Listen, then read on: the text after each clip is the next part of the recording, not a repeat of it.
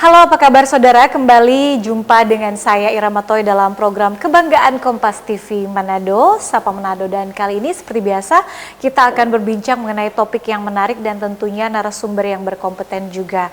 Pagi ini hadir bersama saya di studio Kompas TV Manado, Bapak Jun Silangen, Kepala Badan Pendapatan Daerah. Dan kami akan berbincang dengan topik antara kepentingan rakyat dan PAD, Pemprov Sulut, pilih turunkan pajak kendaraan. Selamat pagi Pak Jun, apa kabar? Selamat pagi. Sehat Pak? Sehat-sehat. Sehat ya. Agak menarik perhatian publik di awal tahun 2026 ini karena cukup viral ya, menjadi perbincangan publik bahwa ada kenaikan pajak kendaraan bermotor. Cukup viral. Sangat viral, baik. Viral. Jadi cukup sibuk ini ya Pak, atau sangat sibuk jadinya? Sibuk normatif. Normatif, baik. Tetap semangat pastinya ya Pak ya. Nah, yang menjadi topik kita hari ini karena kita berbincang mengenai antara kepentingan rakyat dan juga PAD, ini tentunya ada pilihan di sana. Kita cerita-cerita dulu sedikit nih Pak. Di awal tahun ada gebrakan ya begitu ya Pak. Sempat pemerintah mengeluarkan kebijakan untuk menaikkan pajak kendaraan bermotor. Kemudian ada pernyataan juga karena ada gejolak di masyarakat, kemudian ada pernyataan dari Pak Gubernur bahwa tidak jadi dinaikkan. Boleh cerita sedikit Pak? Oke. Terima kasih sebelumnya sudah diundang untuk bincang-bincang di hari ini. Jadi sebenarnya bukan kenaikan pajak secara tiba-tiba atau tidak diketahui. Jadi kenaikan pajak ini sebenarnya sejak awal tahun 2022 itu di mana diterbitkannya Undang-Undang 1 tentang hubungan keuangan pemerintah pusat dan daerah, yang mana membatalkan Undang-Undang 28 tahun 2009 tentang pajak dan retribusi daerah. Yang salah satu yang dibatalkan juga adalah terkait skema bagi hasil, di mana bagi hasil ini yang dulunya 70-30, sejak berlakunya Undang-Undang 1 tahun 2002, skemanya berubah, di mana kabupaten kota yang dulunya dapat 30%, saat ini sudah secara undang-undang diatur 66% dari pokok pajak. Kalau bilang pajaknya tiba-tiba naik, ini pajak sebenarnya sudah naik dari tahun 2025.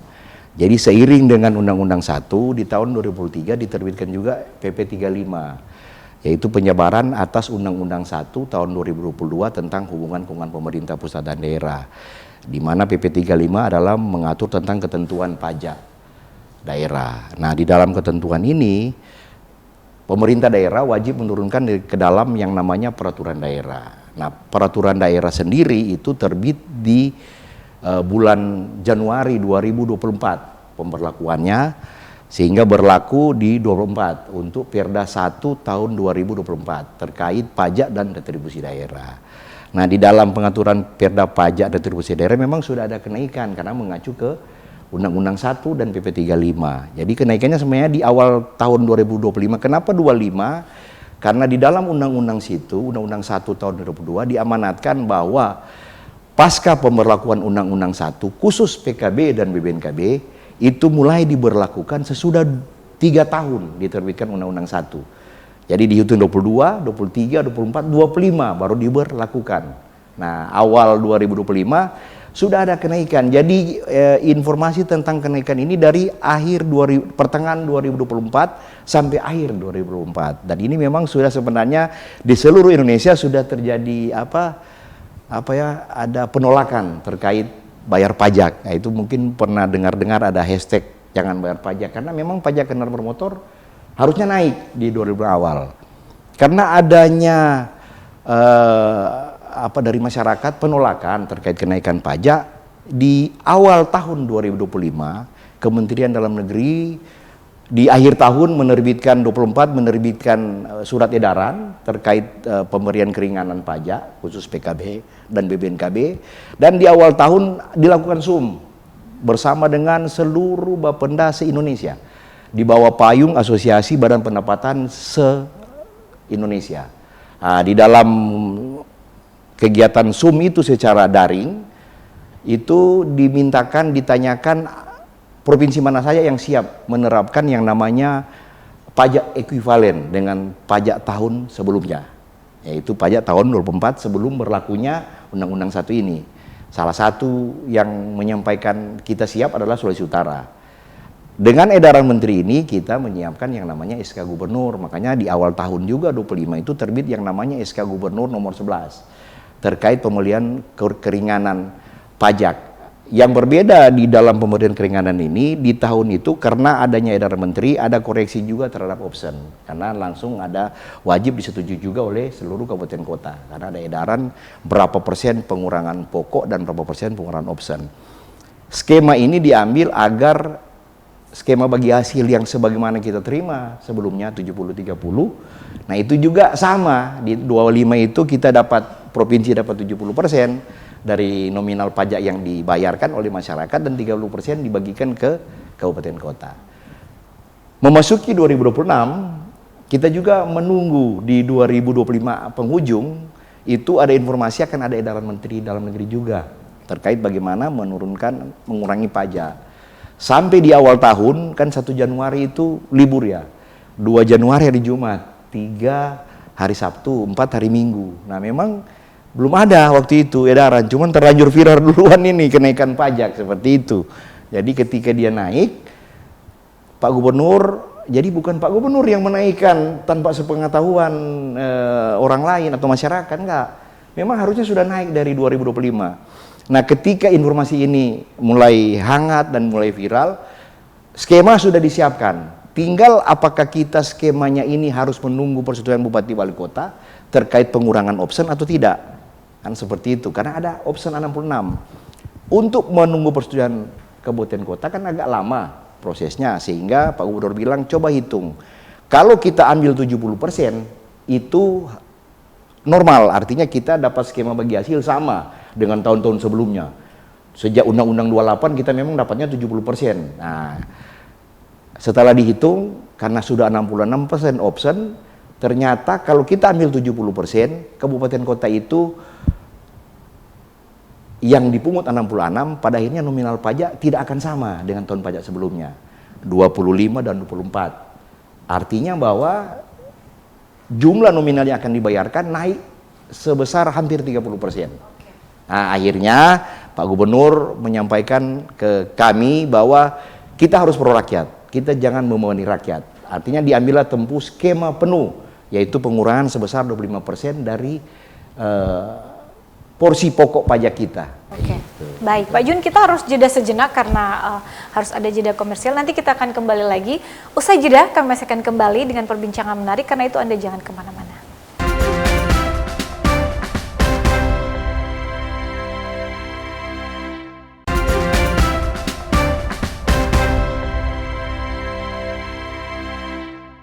Anda masih bersama kami di Sapa Manado bersama saya Ira Matoy. Kami masih berbincang di studio dengan topik antara kepentingan rakyat dan PAD. Pemprov Sulut memilih turunkan pajak kendaraan. Dan bersama narasumber saya Bapak Jun Silangen di sini selaku Kepala Badan Pendapatan Daerah. Pak Jun, tadi sudah dijabarkan kurang lebihnya seperti apa. Saya penasaran Pak, tadi ada opsi daerah mana yang sudah siap. Kemudian ada juga ternyata harus menunggu persetujuan dari kepala daerah. Berarti ada opsi untuk menolak kenaikan pajak atau seperti apa? Kemudian pertimbangan detail teknis apa yang memutuskan sehingga setelah ada gejolak ini kemudian Pak Gubernur selaku pemerintah membatalkan kenaikan tersebut?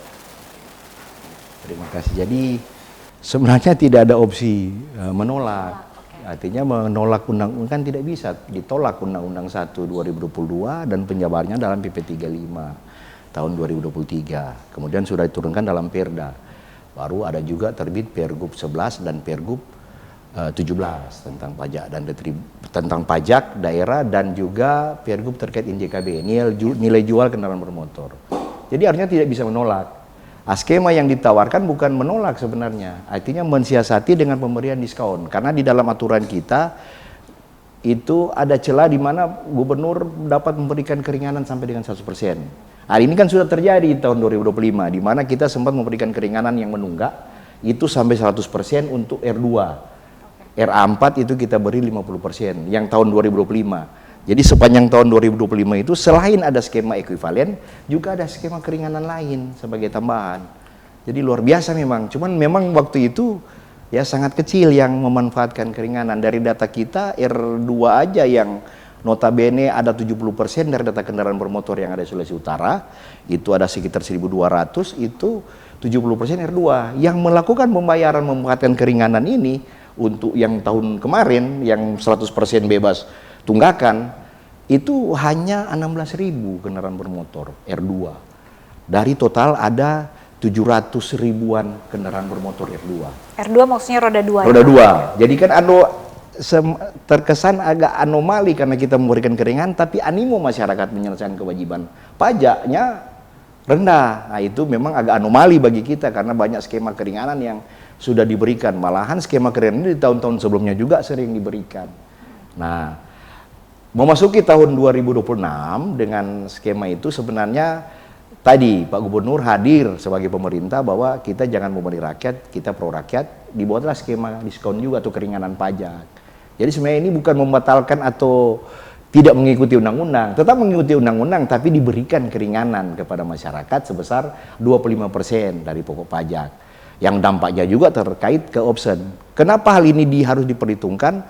Karena di penghujung 2025 kan APBD target terhadap PAD itu sudah diketuk. APBD 2026 itu sudah diketuk. Itu sudah menghitung skema adanya penambahan nominal pajak penerimaan dari sisi PKB. Nah, ketika ada pemberlakuan ini berarti kan akan juga berdampak terhadap jumlah penerimaan. Hal ini sudah terjadi juga di tahun sebelumnya 25, di mana ketika kita memberikan keringanan dengan skema ekuivalen, capaian PKB kita di penghujung tahun hanya sampai dengan 90% atau 327 miliar dari target 357 miliar. Ada missing 30 miliar. Nah, ketika skema ini ditawarkan dengan intervensi penuh dari pemerintah provinsi tanpa mengurangi beban 66 konsekuensi 66% option, itu kita berkurang minus 14% dari penerimaan pajak kita, di mana kabupaten kota naik sebesar 32% bukan 66%. Jadi itu yang skema yang coba kita atur sehingga untuk kapasitas fiskal dari daerah kabupaten kota juga tidak terdampak terlalu signifikan, dan di kita juga tidak terlalu signifikan selama masyarakat ada keinginan dengan skema ini melakukan pembayaran pajak kendaraan bermotor. Baik, Pak Jun tadi juga sempat disinggung tentang keinginan atau effort ya untuk masyarakat membayar pajak begitu. Sebenarnya sejak sebelum isu ini menyeruak juga sebenarnya pengurangan pajak ini sudah diberikan oleh pemerintah, namun banyak tadi disampaikan belum digunakan atau dimanfaatkan oleh masyarakat. Kemudian ada isu kenaikan, barulah protes. Terkesan bagi kami mungkin tidak ada masalah miscommunication atau seperti apa ini Pak? Sehingga masyarakat ini nanti ada isu dengan istilah kenaikan ini baru bereaksi. Sementara sejak dulu tidak berinisiatif untuk bayar. Gimana Pak? Sebenarnya bukan tidak berinisiatif. Jadi informasi keringanan kan sangat masif. Kita di semua UPTD itu ada medsos masing-masing. Ya. Begitu juga Bapenda. Kita punya website bapenda.sulutprof.go.id. Itu informasi semua ada di dalamnya. Okay. Kemudian ada beberapa layanan aduan juga, titik layanan di situ. Baru untuk sosialisasi sebenarnya kenaikan pajak ini tadi kita sampaikan. Prinsipnya ketika undang-undang dibuat, itu pasti pasca undang-undang terbit ada sosialisasi oleh pemerintah pusat. Kan ini kan berlaku se-Indonesia. Setelah selesai Undang-Undang 1 terbit, dikeluarkanlah PP 35, ini juga disosialisasikan. Kita menyampaikan bahwa akan ada kenaikan pajak. Tadi kita sampaikan bahwa memang ada riak-riak di masyarakat bahwa ada kenaikan pajak. 24 akhir itu keluar edaran menteri, itu yang tadi kita bilang. Jadi ada runtutan di sana bahwa sebenarnya kegiatan sosialisasi baik dari pemerintah pusat sampai di kita, pemerintah daerah, sudah dilakukan. Cuman memang masyarakat kadangkala tidak untuk informasi seperti itu, bahwa ada informasi terkait ada kenaikan pajak, ada ini biasanya cenderung ditutupi oleh berita-berita yang lain yang lebih viral lah. Nah, sehingga mungkin tidak tersampaikan secara maksimal kepada masyarakat. Nah, untuk itu ya kita saat ini sekarang juga lagi masif. Nah, mudah-mudahan masyarakat juga melihat karena kita sudah sebarkan juga melalui medsos kita, kemudian ada beberapa kegiatan sosialisasi yang kita lakukan baik secara langsung di mana kita memuat flyer dan disebarkan ke masyarakat. Nah, harapannya dengan semangat yang sama juga dari masyarakat dapat melakukan pembayaran pajak. Karena di akhir tahun 25 ini kepatuhan pajak kita masih sangat rendah, masih turun dari tahun 2024 yang dia di kisaran hampir 50, ini hanya tinggal 40% aja. 40 sampai 45 kalau nggak salah tingkat kepatuhan. Baik, Pak Jun, kemudian tentunya mengapa sampai ada keputusan pemerintah untuk menaikkan pajak ini, tentunya sudah ada alasan-alasan tertentu di sana, tadi juga sudah disampaikan. Kemudian ketika ada riak tadi, kemudian pemerintah tidak jadi, ya Pak ya, maksudnya terkesan seperti itu. Kemudian bagi saya begitu, apakah memang mungkin ada kelemahan di sana atau ada faktor apa yang menyebabkan sehingga pemerintah tidak jadi untuk menaikkan hal itu? Faktor terpenting apa? Karena tentunya kita mencegah ada kesan bahwa pemerintah maju mundur dalam membuat kebijakan. Tapi jangan dijawab dulu Pak Jun, kita harus jeda dulu. Nanti kami akan kembali di segmen berikutnya, karena itu Anda jangan kemana-mana. Sapa Manado akan kembali.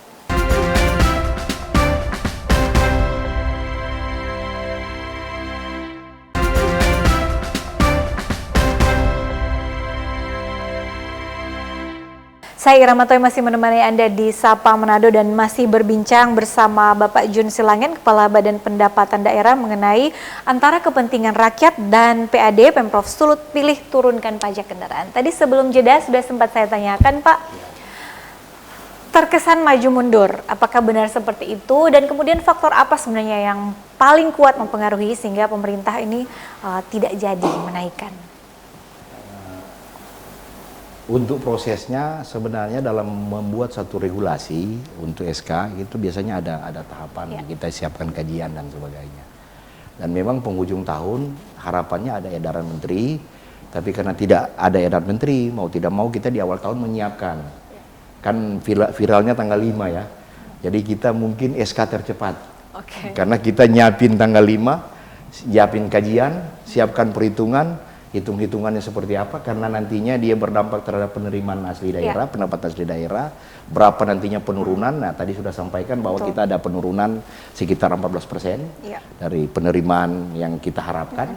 Jadi ya lumayan signifikan, makanya ada skema tambahan di dalam keringanan kita, bukan cuma 25%, tapi ada tambahan pajak progresif yang dihilangkan, kemudian ada pajak 1 tahun berjalan yang tidak perlu dibayarkan oleh kendaraan luar daerah.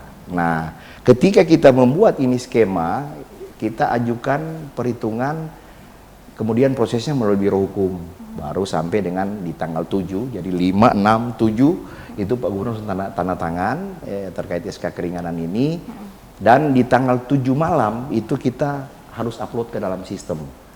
Jadi ini bukan kayak zaman waktu belum ada sistem, jadi biasanya kan kita kalau buat SK paling hitung pakai kalkulator.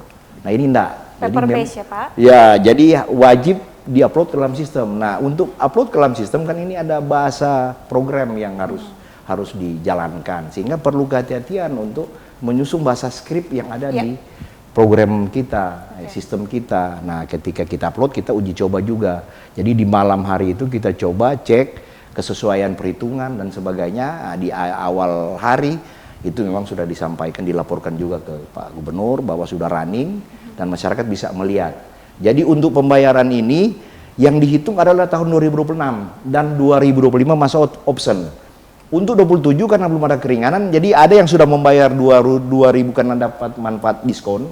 Kan 25 penghujung ada diskon. Jadi yang jatuh tempo tahun 2026 dia sudah terlanjur bayar 2025 karena dapat diskon. Jadi 2026 dia tidak akan membayar lagi. Dia akan bayar 27. Waktu dia cek di aplikasi kita itu pasti belum ada pengurangan yang 25%. Kenapa? Karena belum ada SK untuk 2027. Hal yang sama juga akan berlaku. 27 kita akan buat juga SK. Dan mungkin akan lebih cepat. Jadi kita tidak lagi menunggu edaran menteri. Kita akan eksekusi mungkin di akhir tahun sehingga awal tahun sudah berlaku. Ya berbeda dengan 26 ini, memang karena sempat ada edaran, jadi kita menunggu. Tapi 27 sudah tidak ada lagi. Nah, harapannya dengan pengalaman ini, kita memang akan mengantisipasi untuk kedepannya. Selama undang-undang HKPD ini tidak dikoreksi terkait 66% ini, itu pajak pasti akan naik. Kecuali pemerintah provinsi mengorbankan porsi PAD-nya. Bagaimana itu? Mengorbankan dari tarif yang seharusnya 1,15 itu kita turunkan menjadi 0,9. Artinya skema bagi Asia yang biasanya kita terima 70%, itu pada akhirnya hanya sekitar 65 sampai 67% porsi kita PAD. Nah, kenapa dia berdampak ke kita? Karena nanti akan berdampak dengan belanja. Yang notabene ketika kita menyusun target APBD itu sudah akan berdampak dengan belanja. Nah, ini yang memang perlu ada kehati-hatian. Tapi sekali lagi saya sampaikan bahwa Pak Gubernur dengan semangat pro rakyat tadi menyampaikan, Jun, kita jangan membebani rakyat, kita harus pro rakyat. Intinya jangan sampai ada kenaikan pajak kendaraan bermotor. Nah, itulah terbit SK. Makanya saya bilang ini SK mungkin SK tercepat karena 5 Januari kita siapin surat keputusannya, kajiannya, prosesnya tanggal 6, tanggal 7 Bapak Gubernur sudah sebenarnya tanggal 6. Cuma kan beliau di tengah kondisi kesehatan yang menurun, yang harusnya masih perawatan, beliau berkunjung ke Siau kan. Beliau berkunjung ke Siau dan waktu itu cuaca tidak memungkinkan untuk kembali, jadi beliau bertahan di Siau dan kembali di tanggal 7 pagi. Jadi tanggal 7 sore baru ditandatangani, harusnya tanggal 6 malam. Karena ada rencana katanya Pak Gubernur akan balik lagi, ternyata terhalang karena cuaca waktu itu. Nah, seperti itu. Intercepatlah SK-nya demi masyarakat Sulawesi Utara. Ya luar biasa lah bagi kita. Pak Jun, untuk menghindari tadi masyarakat mencurigai pemerintah ini kurang tegas atau seperti apa, karena tadi ada SK tercepat tadi, boleh tahu Pak indikator apa yang digunakan oleh Bapenda ini untuk menjaga agar supaya memang benar-benar yakin bahwa kebijakan ini tuh memang perlu untuk diberlakukan tentunya bagi masyarakat Sulawesi Utara.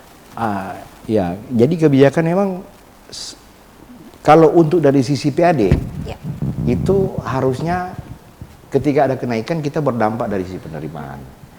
Tapi tadi jadi keinginan Pak Gubernur bahwa tidak boleh membebani masyarakat, sehingga kita di samping memperhitungkan skema penurunan yang juga berdampak ke PAD, kita mencari skema lain. Tadi saya sampaikan bahwa untuk merangsang atau menstimulan masyarakat, kita siapkan skema yang tambahan, yaitu ada skema pembebasan progresif.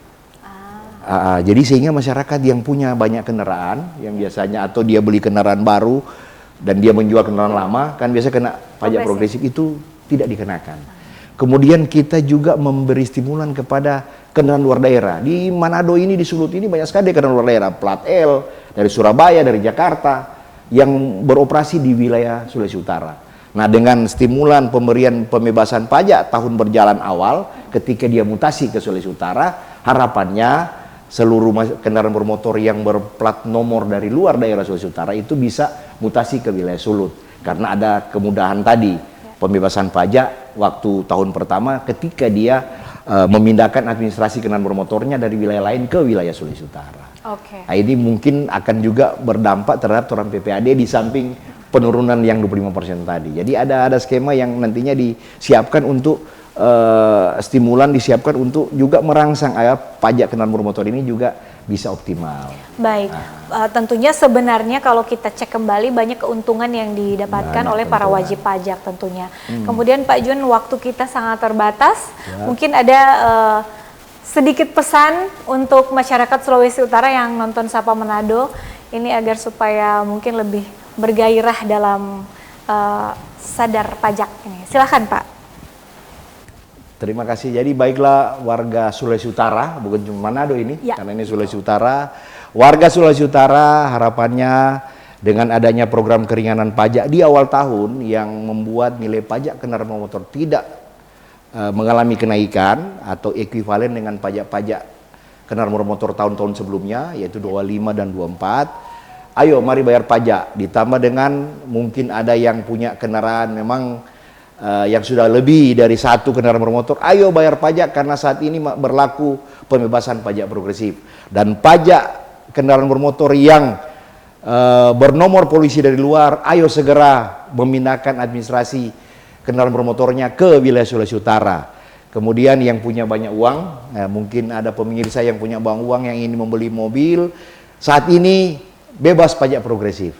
Ayo segera manfaatkan apa yang menjadi program dari pemerintah Provinsi Sulawesi Utara melalui Pak Gubernur, Bapak Mayor Jenderal TNI Purnawiran Julius Silvanus SC, dan Bapak Wakil Gubernur, Bapak Dr. Jeffy Tormai Langkai SAMA, dalam rangka torang sama-sama membangun Sulawesi Utara yang tercinta menuju Sulut maju, sejahtera dan berkelanjutan. Tetap semangat, yakin dan percaya bahwa pemerintah Provinsi Sulawesi Utara di bawah kepemimpinan Pak Gubernur dan Wakil Gubernur akan hadir tetap memihak kepada masyarakat. Terima kasih. Baik, tentunya harapan kita bersama agar supaya kebijakan keringanan pajak ini bisa membantu kita semua, tentunya juga untuk saling support sebenarnya, karena pajak merupakan salah satu dari yang tertinggi dari PAD ya Pak ya. Baik, terima kasih Bapak Jun Silangen, Kepala Badan Pendapatan Daerah, atas sharingnya bersama Kompas TV Manado. Salam sehat dan sukses selalu Pak Jun. Terima kasih. Dan ini adalah penghujung jumpa kita dalam Sapa Manado. Jangan lupa terus saksikan rangkaian berita di Kompas TV, independen, terpercaya. Saya Ira Matoy dan seluruh kru Kompas TV Manado yang bertugas mengucapkan terima kasih atas kebersamaan Anda. Selamat beraktivitas dan sampai jumpa.